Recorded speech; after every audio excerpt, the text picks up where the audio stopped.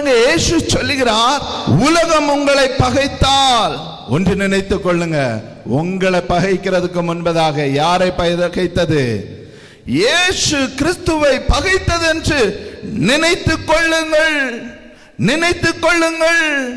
உலகத்தினுடைய பகை, உலகத்தினுடைய வைராக்கியம், உலகத்தினுடைய பிரச்சனைகள், உலகத்தினுடைய போராட்டங்களை குறித்தொன்று நீங்க இயேசுவினிடத்தில் சொல்ல தேவையில்லை. உங்க பிரச்சனைகளை அவர் அறிந்திருக்கிறார், அவர் அறிந்திருக்கிறார். உங்களுடைய எப்பேற்பட்ட பிரச்சனையாக இருந்தாலும், எப்பேற்பட்ட நிலைமைகளுக்குள்ளாக நீங்க தள்ளப்பட்டு, எப்பேற்பட்ட நிலைமைகளுக்குள்ளாக நீங்க நடந்து சென்று கொண்டிருந்தாலும், இயேசு உங்க நிலைமைகளை அறிகிறார், உங்க நிலைமைகளை அவர் அறிகிறார். ஹல்லேலூயா, ஹல்லேலூயா. அதனால் உலகத்திலே உபத்திரவம் உண்டு. அடுத்ததாக திடன் கொள்ளுங்கள்.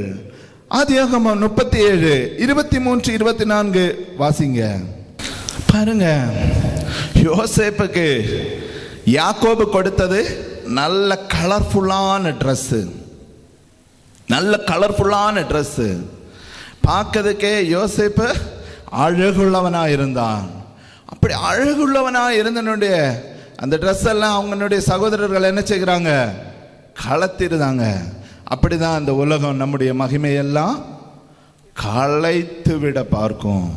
இந்த உலகத்திலே நாம் ஐஸ்வர்யவான்களாக இருந்தா, நம்ம மற்றுள்ளவர்களுடைய பார்வைகளுக்கு நன்மை உள்ளவர்களாக இருந்தால், அதெல்லாம் நம்மை விட்டு அகற்றும்படியாய் இந்த உலகம் நம்மிடத்திலே போராடும், இந்த உலகம் நம்மிடத்திலே போராடும்.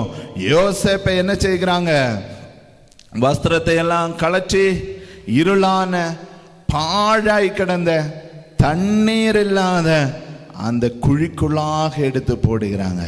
அப்படிப்பட்ட நிலைமைக்குள்ளாக இருக்கீங்களா? நீங்க இருக்கீங்களா? வெளி உலகம் தெரிய முடியாத நிலைமை, தள்ளப்பட்ட நிலைமை, குழிக்குள்ளாக காரிருளுக்குள்ளாக இருந்த நிலைமை. தண்ணீர் இல்லாத ஒரு கிணற்றை குறித்து சொல்ல தேவையில்லை. அந்த இடத்துல ஊரும் பிராணிகள் எல்லாம் இருக்கலாம். அப்படிப்பட்ட பயப்படுத்துகிற அனுபவங்கள் இருக்கலாம், அப்படிப்பட்ட சோதனை தரக்கூடிய நிலைமைகள் இருக்கலாம். அந்த இடத்துல அவன் தள்ளப்பட்ட போது அந்த இடத்துல இருந்த பாறைகளும் கற்களும் ஒருவேளை அந்த யோசேப்பை மோதி இருக்கலாம். என்றாலும் அவன் கலங்காமல் இருந்தான். காரணம் என்ன? அவன் தரிசனம் உள்ளவன். காரணம் என்ன? அவன் தரிசனம் உள்ளவன். கர்த்தரிடத்திலிருந்து நாம் தரிசனத்தை பெற்றுக்கொண்டார்.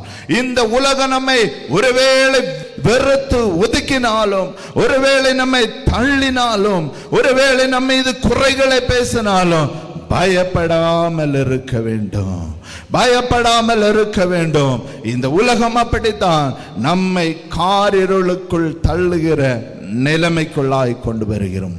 இந்த உலகம் நாம் ஐஸ்வர்யவான்களாக இருக்கிறதான இந்த நிலைமையே ஆமென் வெறுக்கும், நம்மை ஒருவேளை ஒதுக்கும், நம்மை ஒருவேளை தள்ளும்.